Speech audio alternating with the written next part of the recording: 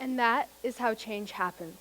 One gesture, one person, one moment at a time. This quote is from My Sweet Far Thing by Liba Bray.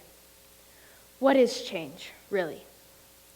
It's one of those words that's hard to describe and hard to explain what it means to you. For a lot of people, change could be moving, transitioning from middle to high school, or losing a loved one. But I want to talk to you about a different kind of change, a change that happens on the inside. For the past 3 years, I lived in Hong Kong.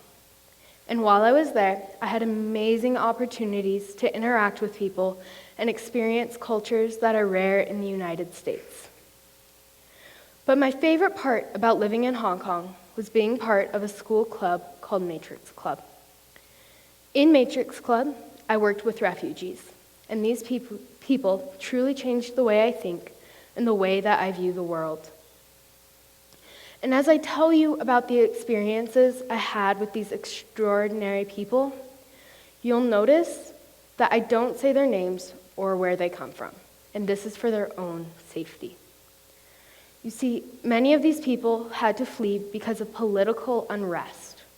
They faced persecution, violence, and horror. They fled primarily in the interest of their own safety, and in order to ensure that they remain safe, I must keep their identities private. Every other Saturday during the school year, a group of refugees would travel to our school. While they were there, we played games, taught them English, and shared experiences between our two very different communities. Occasionally, we would also sit down as a group and share our stories. During these times, our guests would start out slow, saying simple comments that only covered the surface of what was behind their true stories. However, as weeks went on and our communities became closer, we started to learn about the bravery and the struggle of these extraordinary people. During these times, my classmates and I would listen intently, trying to understand why they had to leave their countries and go through so much pain. And when I first started to try to understand, it wouldn't really work out. I couldn't comprehend the sacrifice and the horror that these people had been through. However, as I started to listen more, I started to understand. I started to picture it. I started to feel it. It made me sad, and it made me scared. But for the first time in my life, I felt empathy, and I knew what empathy meant. I want to tell you about a small boy. This boy loved to run, smile, and get into mischief. He's the most lighthearted child I have ever met, and his happiness spread across our entire group the moment that he arrived. He was constantly trying to get away from his parents, to go and explore the school. He was curious, and he was active.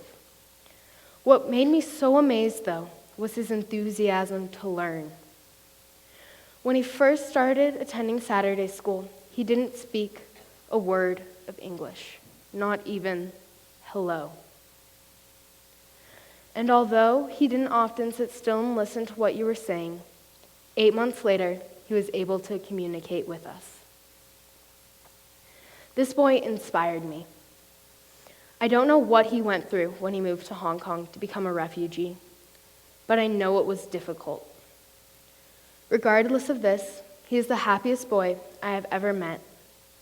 And from him, I learned that nothing should keep you from being happy.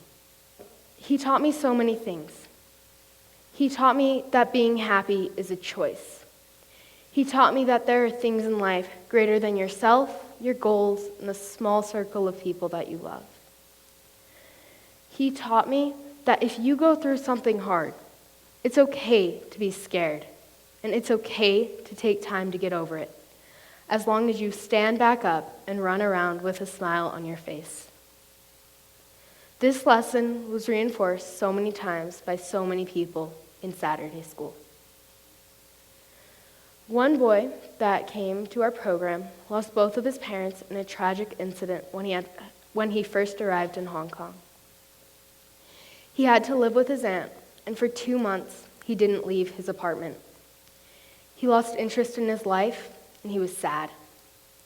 However, when one of the workers from Christian Action went to him to tell him that we were having a beach day, he decided to come. This was the first time that I ever attended Saturday school, and when I saw him happy, playing with water balloons, waving and smiling at everyone in the ocean, I thought he was happy, and I had no idea what he had gone through until months later. It's truly remarkable how something tragic can hold you back for so long, but then something simple, like throwing a water balloon, can make you happy again. Another man changed who I am through saying a few words. One day, when we were sitting down as a group, he started to share. He told us about the people and the life he had to leave behind. He left his parents. He left his siblings. He left his home and everything that he had ever known. But he went on to say that he was happy. He was happy because he had his wife and he has his children. He was happy because he was safe. And he was happy because this community, made up of students and refugees, was his new family. And we all loved each other. And it was true. We were a family. He changed who I was through saying a few words. He changed my views on what family meant, and he taught me that love is universal, that love can be shared between any group, between any two people, and that this alone can make a change. Happiness, love, bravery, understanding, empathy. What do these words mean to you? I don't know, but for me, they changed my life. And if I could tell you every moment, every smile, every tear, and every connection that took place in that program, those words would change you too. Thank you.